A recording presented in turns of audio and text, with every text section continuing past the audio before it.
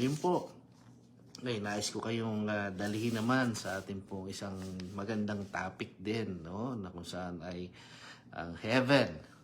Ang katanungan ay, how can I be sure of going there? So kayo po ba ay naghahangad na makarating ng langit, no? At tayo po ba ay umaasa na makakarating ng langit, no?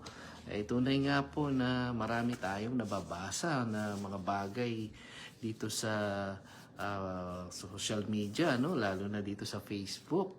At kapag ang kanilang mga mahal sa buhay ay namayapa na o namatay na at dumating yung taon o date ng kanilang birthday, ay binabati natin ng happy birthday in heaven. So gaano po ba tayo kasigurado na napunta nga sila doon sa langit, no? Kaya pag-aaralan natin to, dahil ang tanong nga, how can I be sure of going there, no? Sa heaven. So kasi kailangan maintindihan po natin, mga kaibigan, no, na hindi po lahat ng namatay ay napunta ng langit. Kahit na yung ating mga mahal sa buhay, hindi natin talaga nasisigurong napunta nga ba sila sa langit.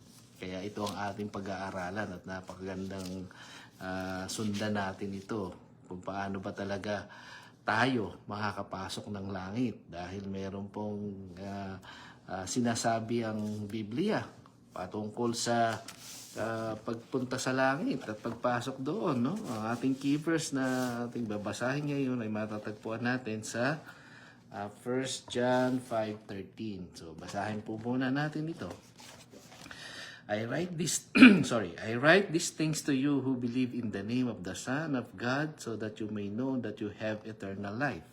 Okay, so manalangin po muna tayo sumaglip. Dakilang Diyos, among banal, aming Panginoon, makapangyarihan na nandyan po sa langit. Kami po ay lumalapit muli sa inyo na may kapakumbabaan at nais pong humingi ng inyong biyaya at pagpapalang karunungan para sa pag-aaral nito. Tulungan mo po ako, Panginoon, sa pamamahagi ng iyong mga salita sa tulong ng banal na Espiritu, at bigyan mo pong linaw ang kaisipan ng mga taong makakapanood, makakarinig, nang sa gayon maintindihan po namin, Panginoon, ang iyong pong mga salita. Maraming salamat po sa pangalan ng Panginoong Hesus, ang aking panalangin. Amen. Okay, yan nga po, mga kaibigan, ang ating pag-uusapan, no? Paano ba tayo nakakasiguro na yung mga mahal natin sa buhay ay nandoon sa langit at binabati natin ng happy birthday in heaven? So ito po ay talagang napakaseryosong tanong na heaven, how can I be sure of going there? Paano ako makakapasok doon at makakapunta doon? Pag namatay ba ako, right away ba? Dahil mabait at palasimba at palaabuloy o tumutulong sa kapwa, pag namatay ba, talagang pasok na ng langit? Ganun ba kadali ang pagpasok sa langit? Kaya uunawain po natin, mga kaibigan, kung ano talaga ang sinasabi ng Biblia patungkol dyan. Okay? First, we have to understand the problem that is keeping us from heaven. Una, ano nga ba? May problema kung bakit hindi tayo maaring makapasok right away sa heaven. The problem is this: our sinful natures keep us from having a relationship with God. No, we are sinners by nature and by choice. 'Di ba? Tayo ay nagkakasala talaga at makasalanan, no? At dahil nga tayo makasalanan at pinipili pa natin magkasala. So paano po ba 'yon? Ano ang sabi ng Romans 3:23? Ating babalikan muli ang verses or itong book na ito ng Romans, no? Na ito'y talagang laging nagpapaalala sa atin na for all have sinned and fall short of the glory of God. Okay. And we cannot save ourselves, and we cannot enter heaven right away. Na kapag namatay ka dahil natapos na yung buhay mo rito, ang laging understanding ng mga tao, kapag namatay na yung mahal natin sa buhay, at least pahinga na siya, punta na siya ng langit, gano'n. O, pahinga na. Wala pong pahinga sa hindi kumikilala sa Panginoon. dahil doon po sa walang pagka unawa at pagkakakilala sa Diyos o sa Panginoong Hesus, hindi namamahinga ang kaluluwa. Patuloy na naghihinagpis doon sa dagat-dagatang apoy at apoy ng impyerno. Di po ba? Napag-aralan nga natin yung resurrection kahapon, na yung mga walang kaugnayan sa Panginoong Hesus ay meron silang hantungan na kung saan ay doon pupunta sa paghihinagpis na ang mga uod ay hindi namamatay. Kaya panaghoy ang laging naririnig doon. So paano nating masasabi na rest in peace sa ating mga mahal sa buhay na namatay na wala namang kaugnayan sa Panginoong Hesus? Ang meron lang rest in peace, sa totoo lang po, huwag kayong magagalit, ay yung po talagang may relasyon kay Jesus Christ. Sila yung meron lamang rest in peace sa buhay, sa kabilang buhay, na kapag sila'y kinuha na ng Panginoon at namatay na, ay meron silang rest in peace.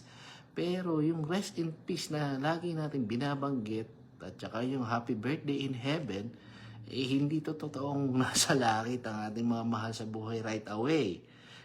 Kapag natapos ang buhay dito sa lupa at wala kang relasyon kay Jesus Christ o hindi mo kinilala ang Panginoon,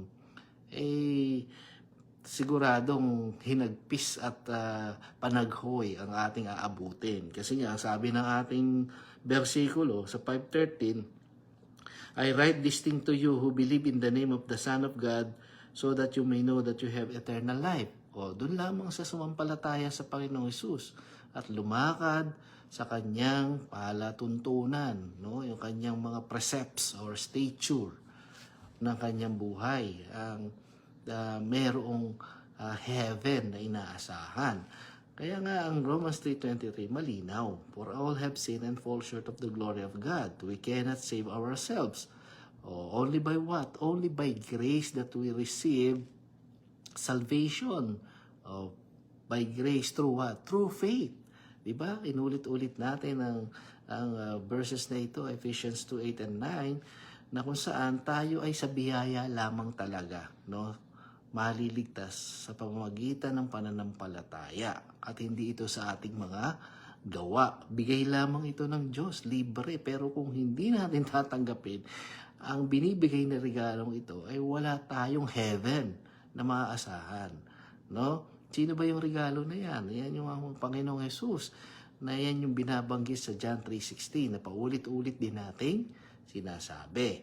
Okay? It is the gift of God, not by works. Hindi yan sa mga mabubuti niyong gawa, hindi yan sa pagdilimos o pagbibigay sa mga charity, hindi yan din sa pagbibigay ng ulam sa kapitbahay o pakikipagkapwa.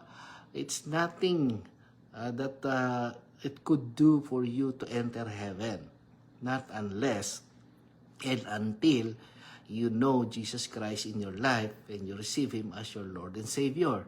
Then that's the only guarantee that we will enter heaven. Okay? We deserve death and hell because in Romans 6:23, for the wages of sin is death. No? Okay.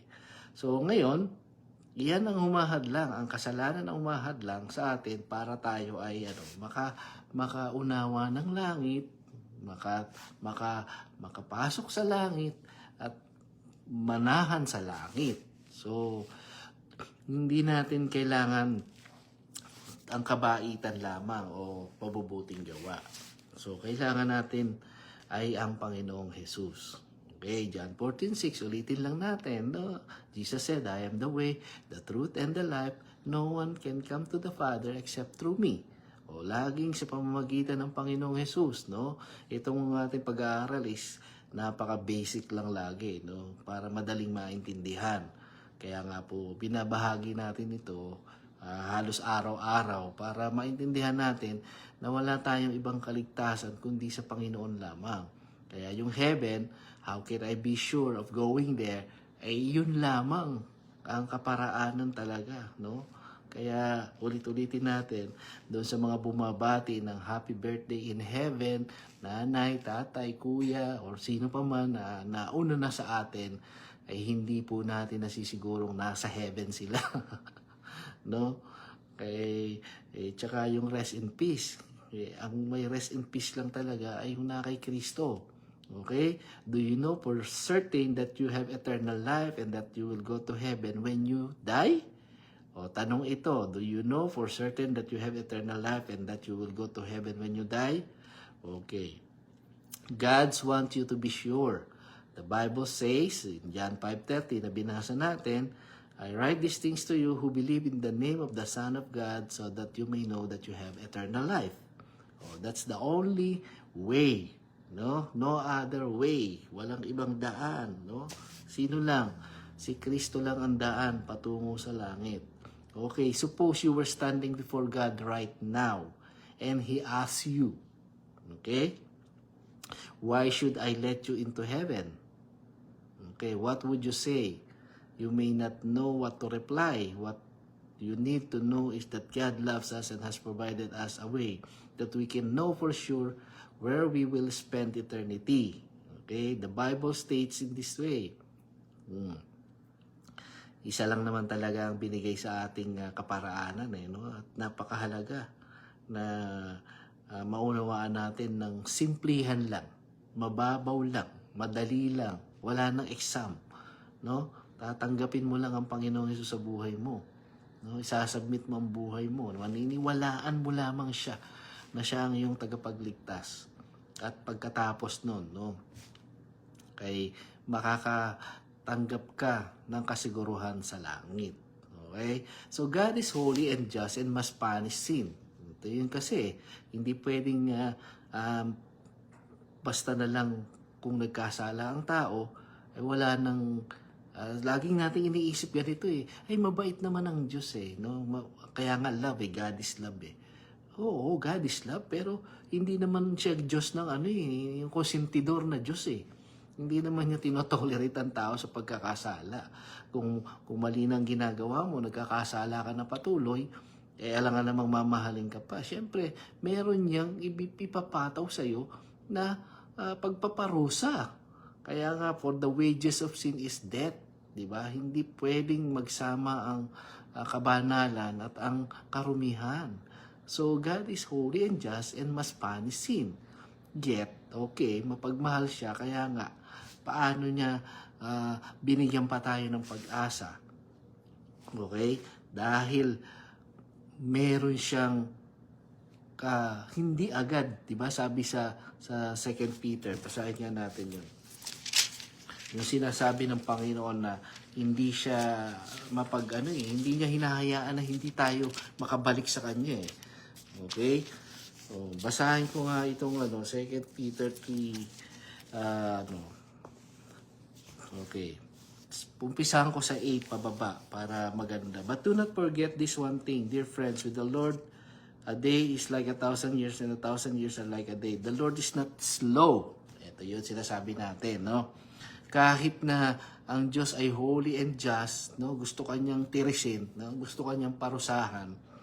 Pero ito pa rin yung nasa puso ng Panginoon The Lord is not slow in keeping His promise. As some understand slowness, instead, He is patient with you, not wanting anyone to perish, but everyone to come to repentance. So, meron pa rin allowance, kumbaga. Sabi ng Panginoon, sige, basta mag-iintay pa rin ako sa inyo na ako'y makilala ninyo. At pagkatapos, pahayaan ko kayong magkaroon ng kaligtasan kung sakaling maintindihan ninyo na tanggapin ang iniaalay kong handog sa inyo. Okay? Hello, Brad. Good morning from Winnipeg. Brad Edwin from Qatar. Okay, thank you for watching, bro. Okay, so ganyan po yun, di ba? Hindi tayo, bagamat yung for the wages of sin is death is a reminder, no? Kapag matigas ang ulo mo, matigas ang ulo natin at nalalaman na natin na ang kaparusahan pala nitong kasalanan ko, kamatayan. Anong kamatayan? Kamatayan pisikal at kamatayang walang hanggan, no? Separation from God in heaven. So kaya nga po, God is holy and just and must punish sin. Yet, He loves us and has provided forgiveness for our sins. Ano yun? Ito ang sabi ng Panginoon, yung binanggit ko kanina na John 14:6. Jesus said, I am the way, the truth, and the life. No one can come to the Father except through me. So, siya lang ang ating kailangang kilalanin, no? At tanggapin, papasukin sa buhay natin, at paglingkuran, no? Sumunod sa Kanya, ayon sa Kanyang kagustuhan. At pagkatapos, napakadali na lamang sa atin ang magkaroon ng buhay na kaaya-aya. Okay? So, ganito yun mga kaibigan. So, for Christ died for our sins once and for all, di ba? The righteous for the unrighteous to bring you to God. Biro mo, saan ka ba makakita dito sa mundo, no? Kapag nagkamali ka sa kapwa mo, parang gusto mo ng gantihan di ba? Pero ang Panginoon, sa kabila ng ating paglapastangan sa Kanya, sa kabila ng ating offending nature, no?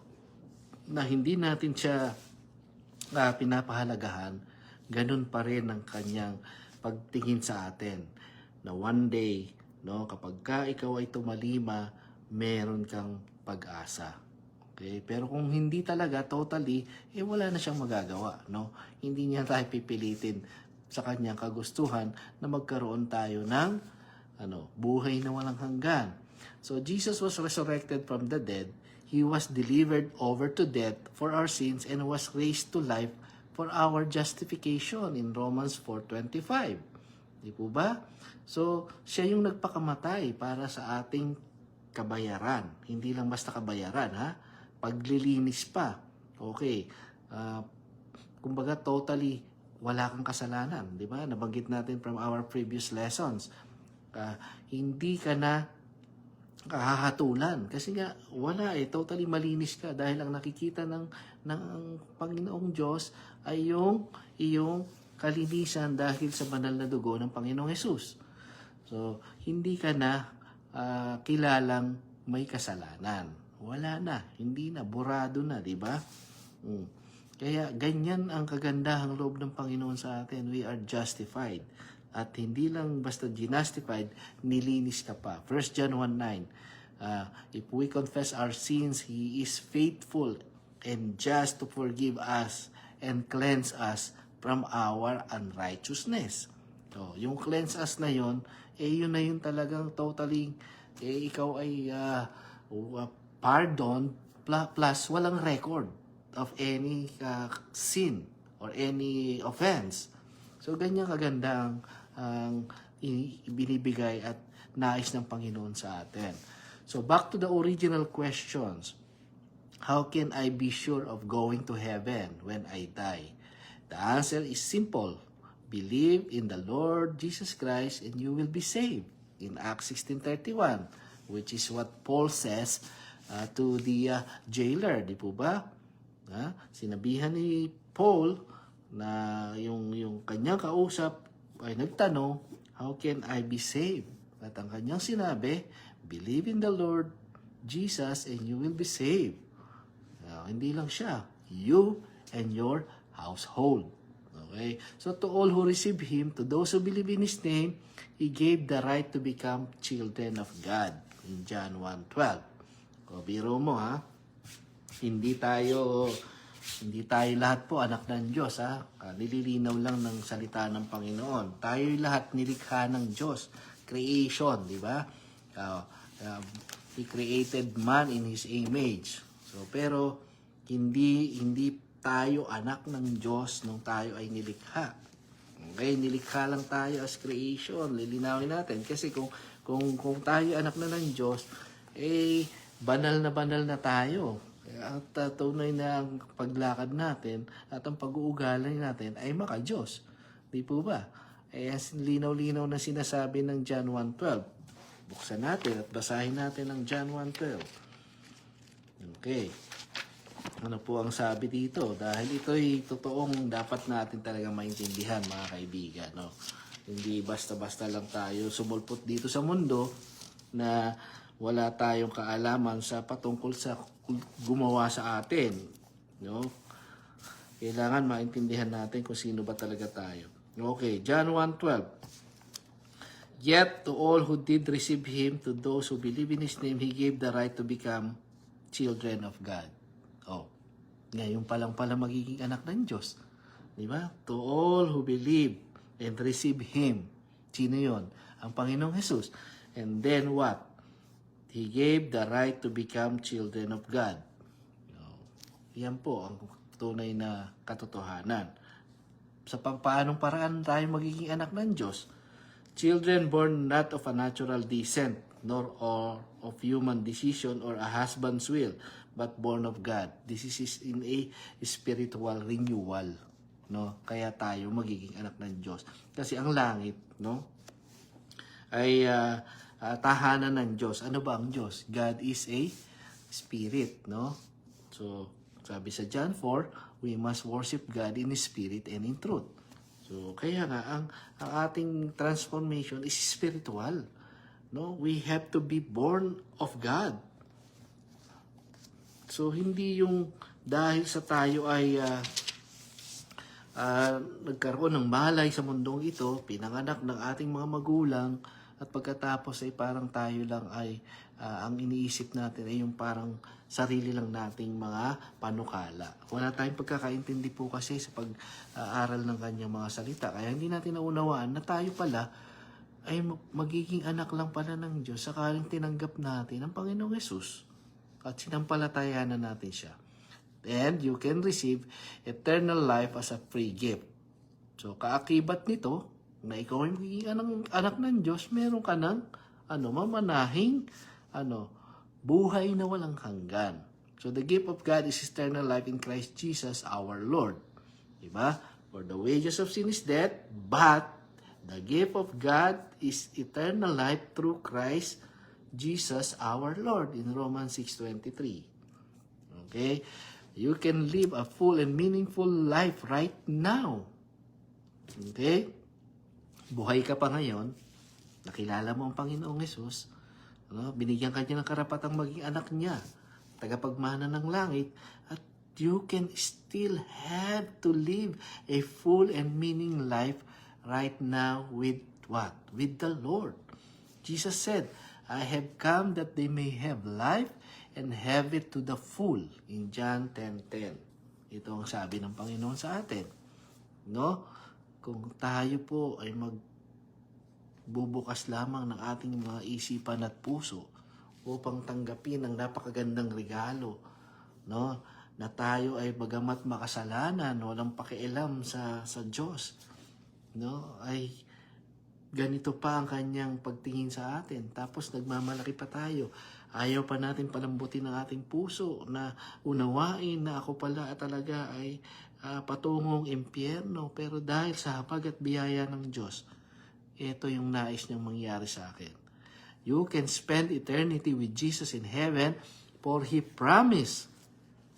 And if I go and prepare a place for you, I will come back and take you to be with me, that you may also be where I am. In John 14:3. Ito yun.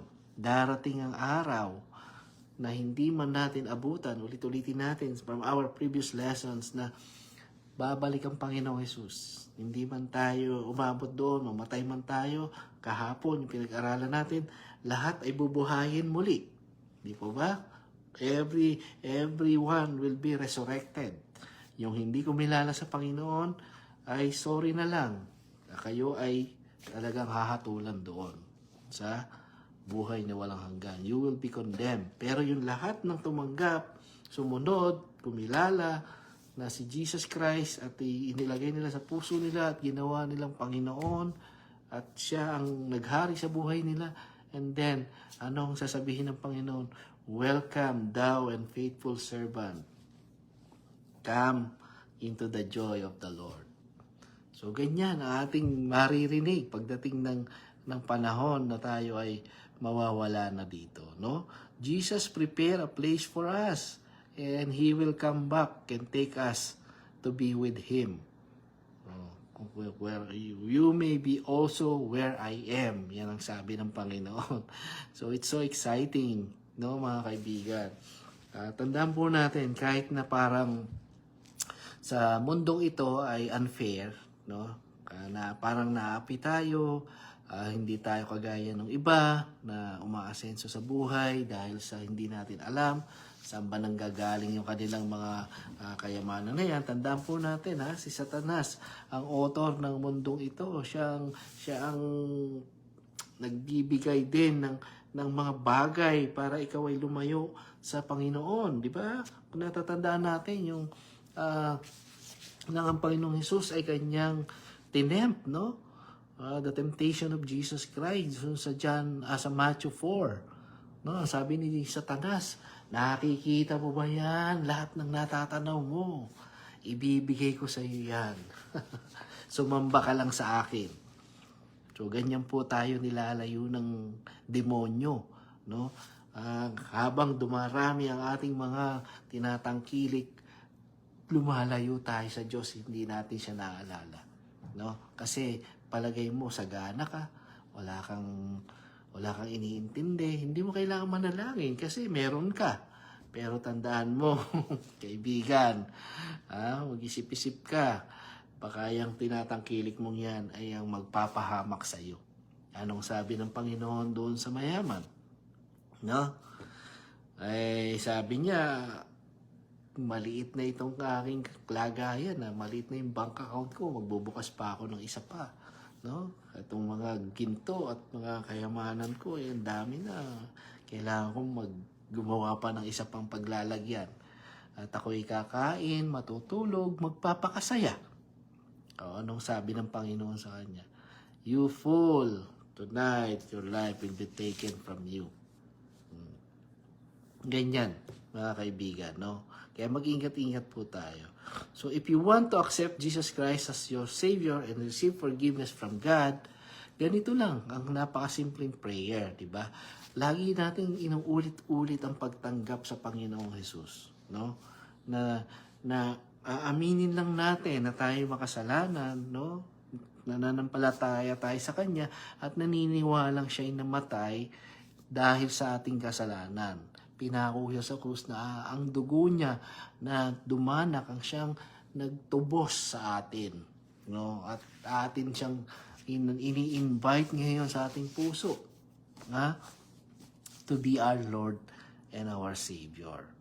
So, ganun lamang po kasimple mga kaibigan. Tanggapin po natin ang Panginoong Jesus sa buhay natin at pagkatapos niyan ay ang promise niya ay buhay na walang hanggan.